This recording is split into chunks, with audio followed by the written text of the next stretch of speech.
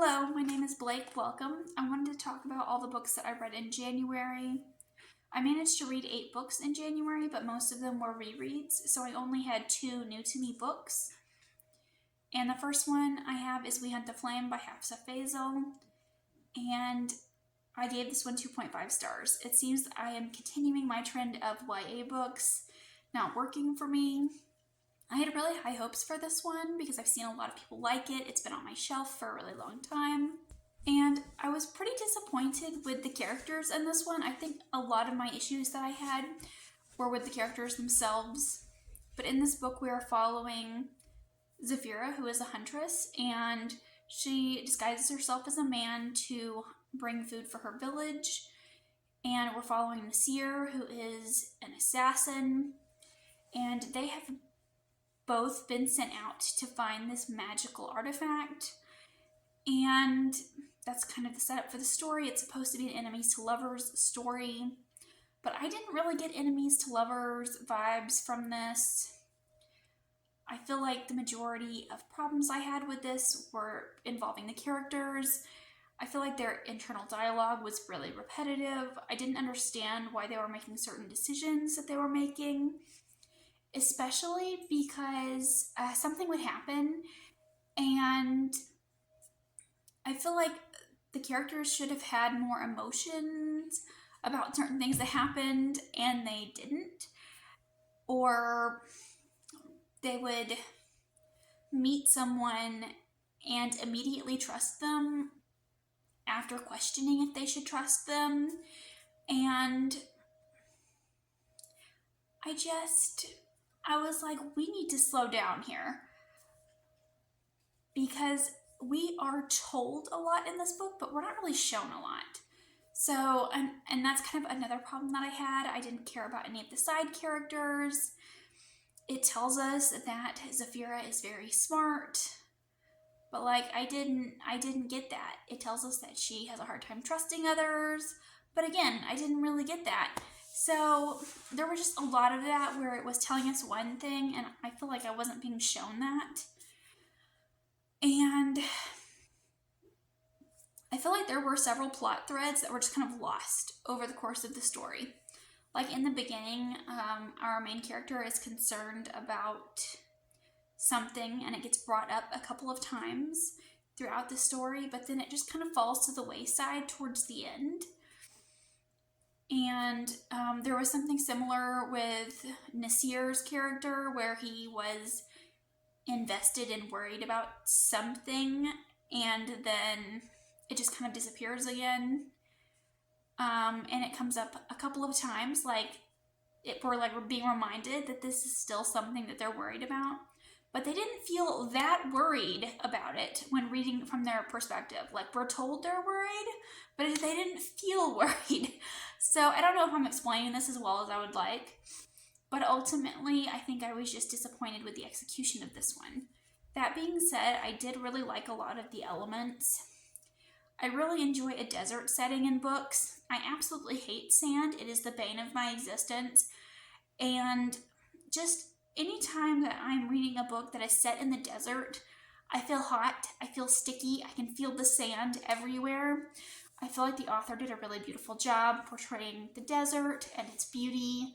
I loved the diverse cast of characters, and it really felt very fairy tale-esque, which I think was very well done. But I'm bummed that this one was not for me. Up next, I have The Haunted Forest Tour by James Moore and Jeff Strand.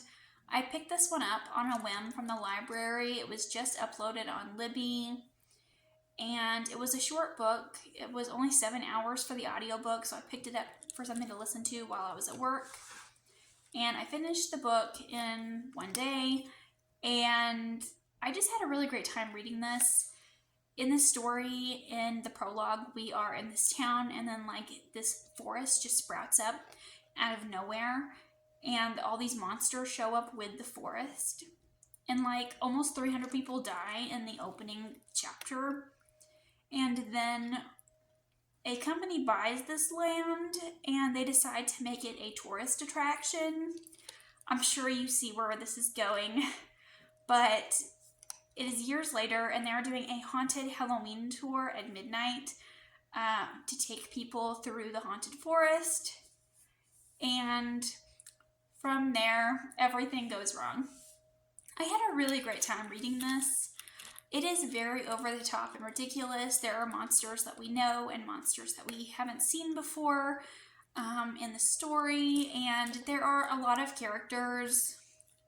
And I feel like with most horror books, this book kind of falls into the same pitfalls as those, where a lot of our characters are very one-dimensional and they only have one distinguishing feature about them, and we don't really know anything else about them. Like, there's one guy who's really sexist, and that's basically his whole personality through the book. And just things like that. But it does get really weird as the story goes on. But, you know, I had a really great time with it. I do wish that I had read it on Halloween, because I think it would have been a perfect read. And just for the high body count alone, I don't know what it is, but any book where a bunch of people are being eaten by dinosaurs, monsters, whatever, I'm invested, I'm interested, and I generally find them a good time. But those were the new books that I have read in January. My cat's loudly eating his food. Sorry if you can hear him. But the rest were rereads. I continued on with my buddy read of Harry Potter with my friend Jenica, and I'll leave her Instagram link below. But we read through Harry Potter and the Goblet of Fire. This is very easily my second favorite. It's very close, right behind Prisoner of Azkaban. I reread this series every year, and I feel like every time I reread these books, I find something new. And I'm just really in love with a lot of things about the Goblet of Fire. I feel like the world really opens up in that book. And just, you know, I'm sure you've seen the movies or read the books by now, but that twist at the end, that reveal, I thought it was so brilliant how it was done in the book. And I tabbed and annotated a ton. This go around, like, I had so many new thoughts and feelings, and I was like making connections with this book. And I'm really looking forward to reading the rest of the series, because I'm really wondering if I'm going to be pulling more connections with those books, and hopefully I will still have a lot to tab and annotate in those. And lastly, I read the entire Percy Jackson and the Olympians series in preparation for the TV show. Both of my younger sisters and I decided to buddy read this together.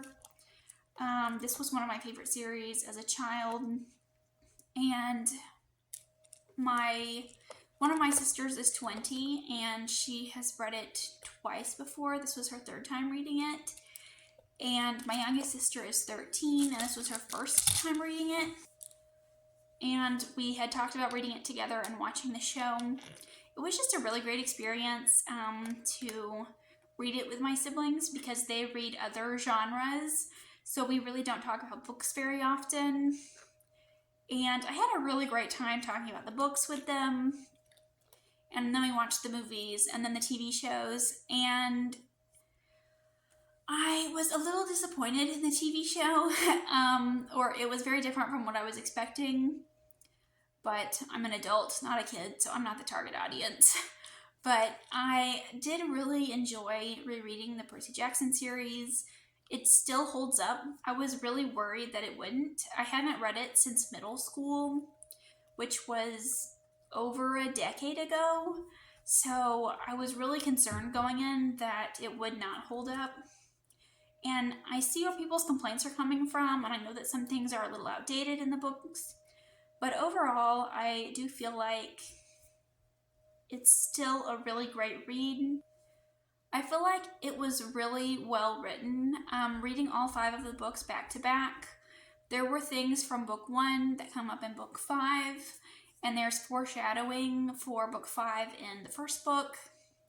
It's just a really tightly woven story, and each book I feel like becomes more tense. It ups the anticipation. We are dealing with more and more complex things as the story goes. And overall, I was just really impressed with the story and the way that Rick Riordan told it. I did not have a great reading year in 2023, and so I knew coming into this year that I wanted to do some rereads, and I wanted to start the year with some rereads, so I'm really glad that I did.